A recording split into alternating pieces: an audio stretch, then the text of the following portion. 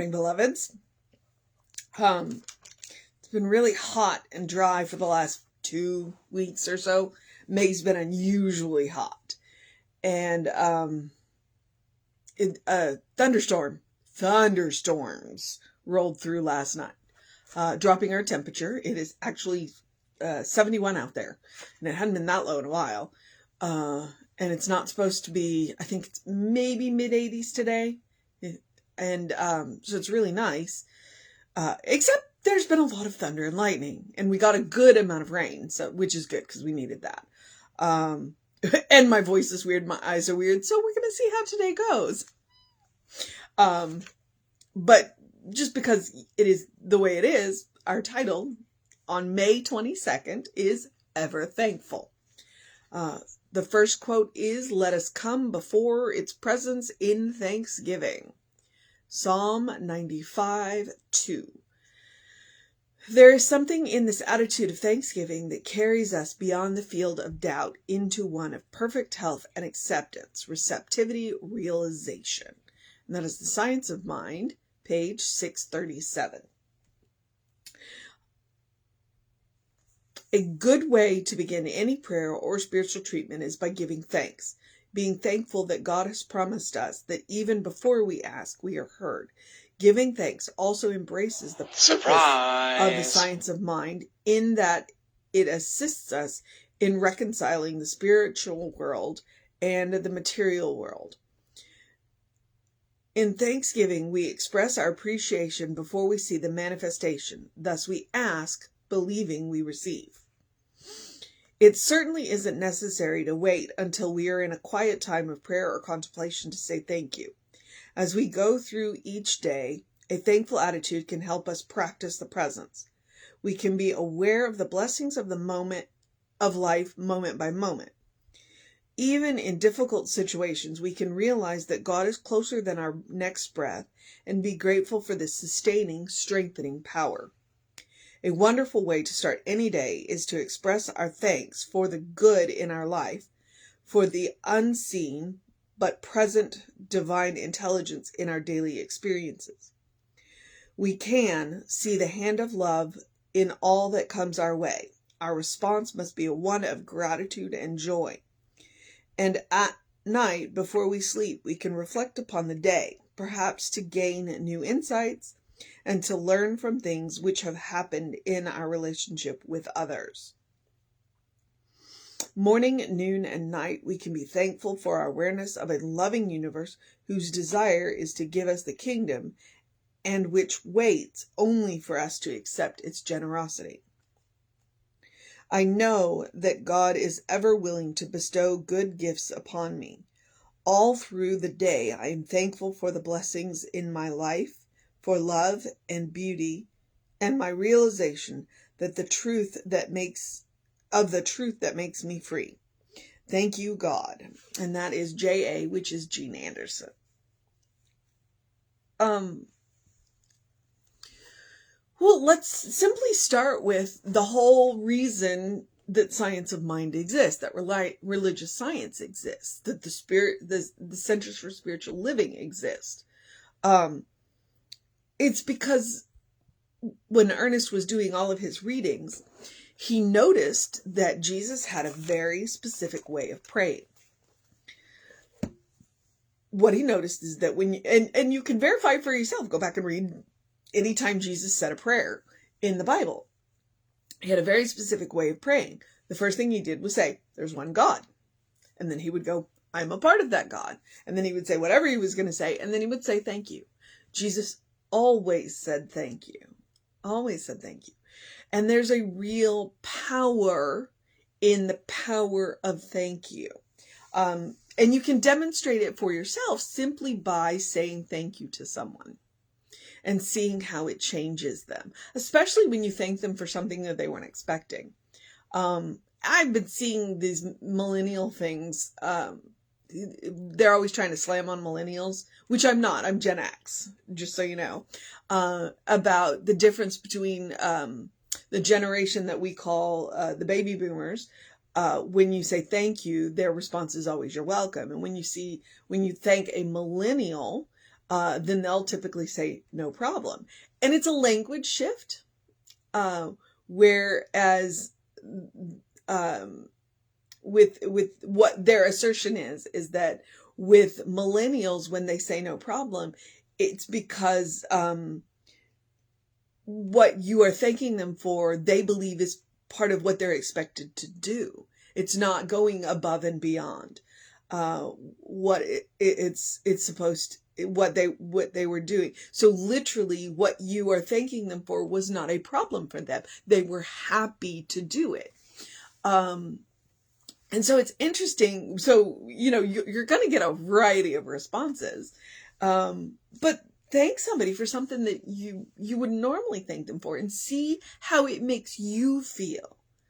And you can also see how it makes that other person feel. If you're aware of, the way that their voice changes, or their face changes, or what, their attitude changes. Maybe they stand up a little straighter.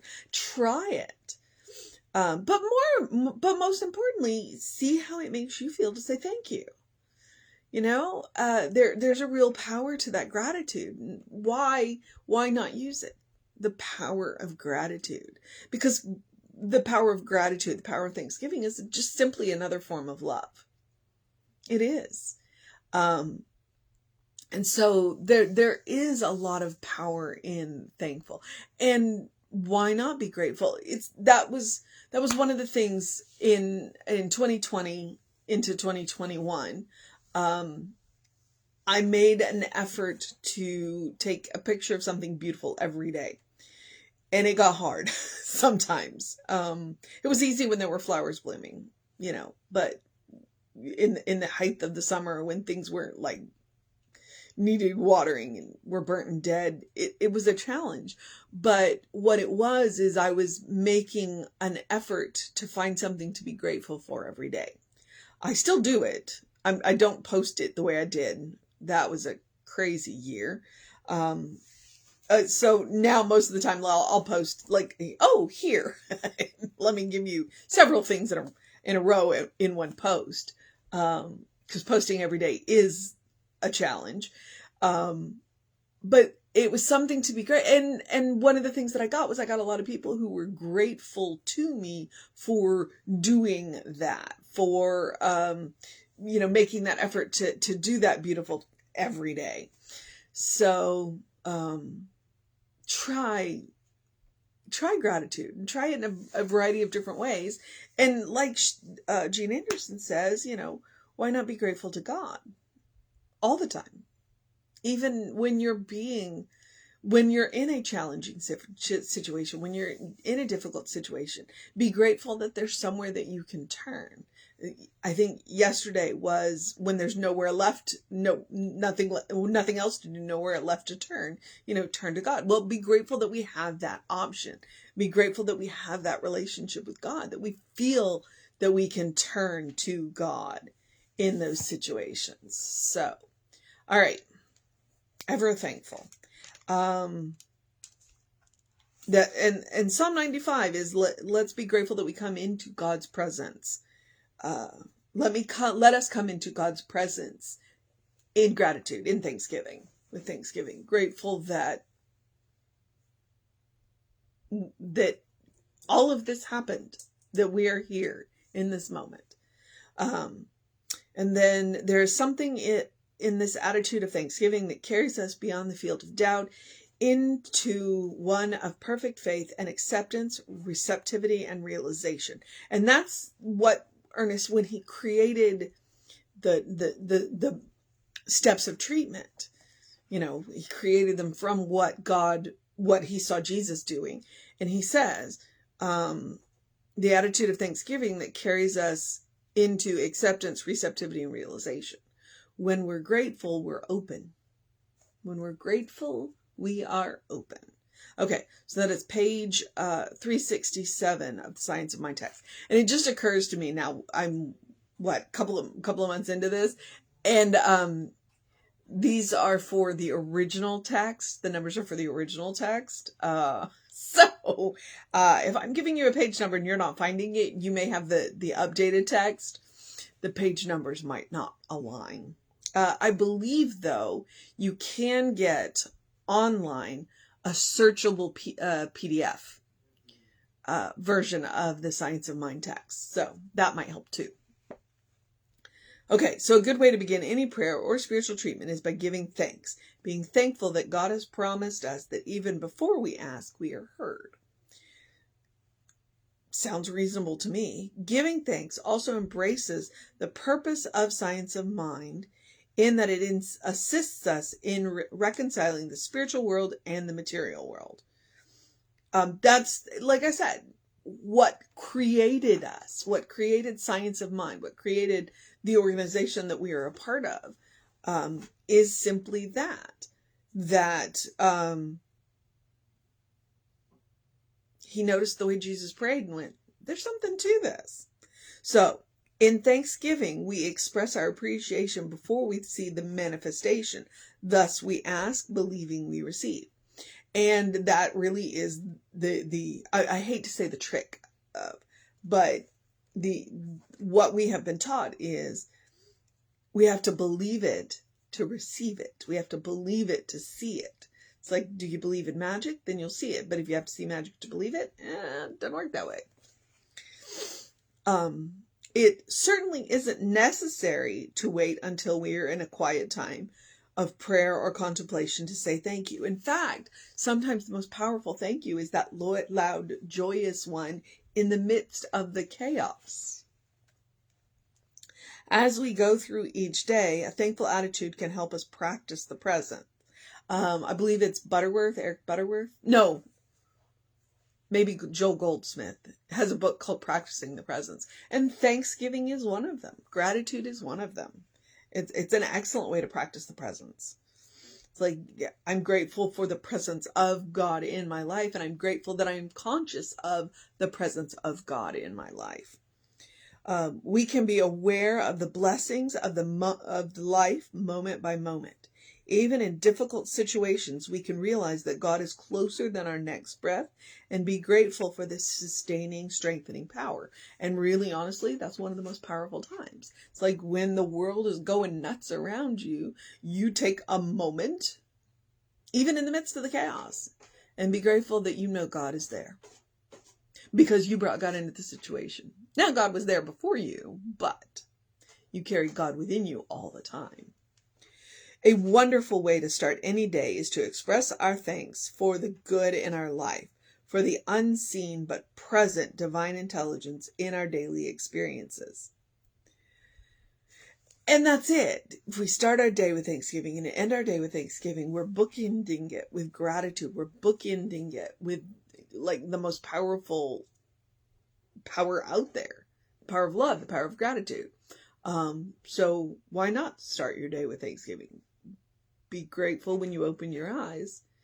And then when you lay down and close your eyes, count your blessings and be grateful. When we see the hand of love in all that comes our way, our response must be one of gratitude and great joy. And at night, before we sleep, we can reflect upon the day, perhaps to gain new insights and to learn things from which have happened in our relationships with others. So that's what I'm saying. I don't know when we got out of the habit of praying with each meal. I know we still do it at dinner, but do we do it for breakfast and lunch?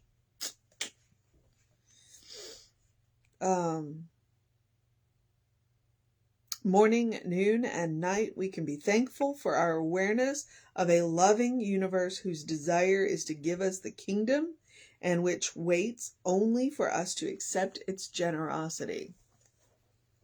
I said that thing about praying over meals, and, it occurs to me because most of the time we're in a hurry. Something to think about. At least for me. I don't know about you. I get a 30-minute lunch break. So, I know that God is ever willing to bestow good gifts upon me. All through the day, I am thankful for the blessings in my life, for love, beauty, and my realization that the truth that makes me free. Thank you, God. So that is Jean Anderson, May 22nd. Ever thankful. And so the mission today, should we choose to accept it, is to find a few extra places to be grateful. You may have all of the places that you're usually grateful for, and they may have become so rote, so habit, that you're doing them unconsciously now.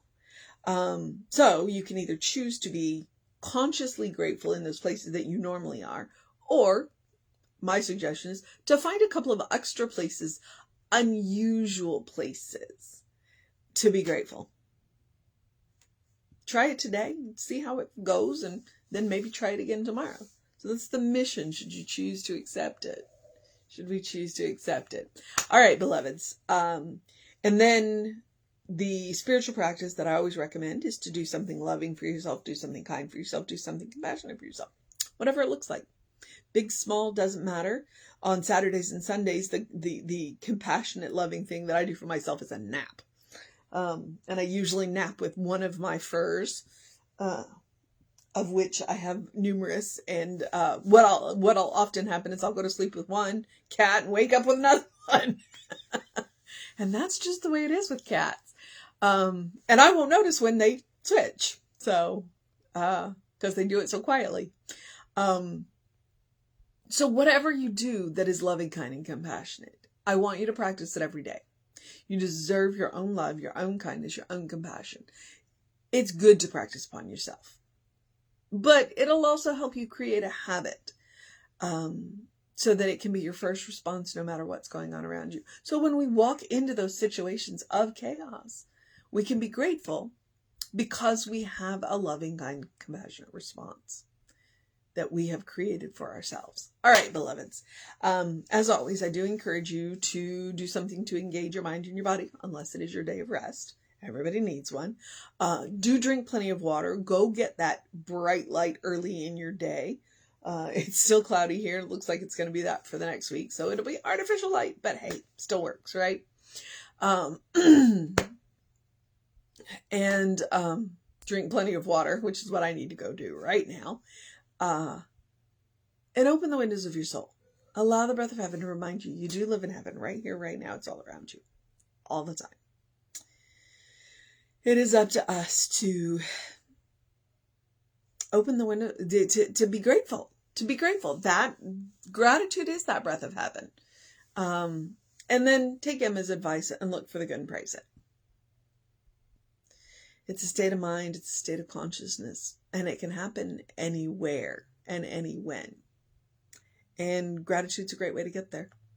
So, have a great day, an amazing day, a wondrous day, a fantastic day, a magical day, an enchanting day, a Sunday, even if it's not a sunny day, while we enjoy the rain.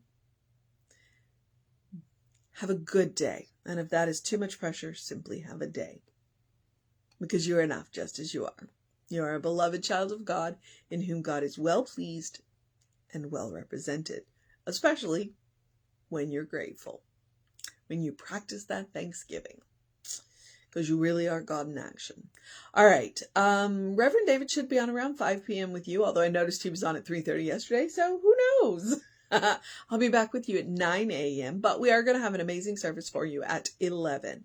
There's always stuff going on. So if you want to know what's going on, email info@creativelife.org. That will get you on our mailing list and constant contact so that you will know that, hey, we have a guest musician coming up in the beginning of June. Hey, there's a new class starting up in the beginning of June. Hey, there's an ordination coming up at the end of May. That would be mine. Hey, there's a food market coming up, and that's a great way to be grateful and to give back to your community. That'll happen on a Saturday. And all those other wonderful things that are going on. It'll also give you links to our Facebook, to our Instagram, to our YouTube, where our soul sessions are, because if you haven't seen those are really good. So, take care of yourself. Know that you are loved. And I will see you actually very soon, because we have an 11 a.m. service coming up for you. So, and if you don't catch it live on Facebook, you can always catch it on YouTube. Yep. And I guess I'm complete. So take care of yourself. Know that you're loved, and I will see you next time.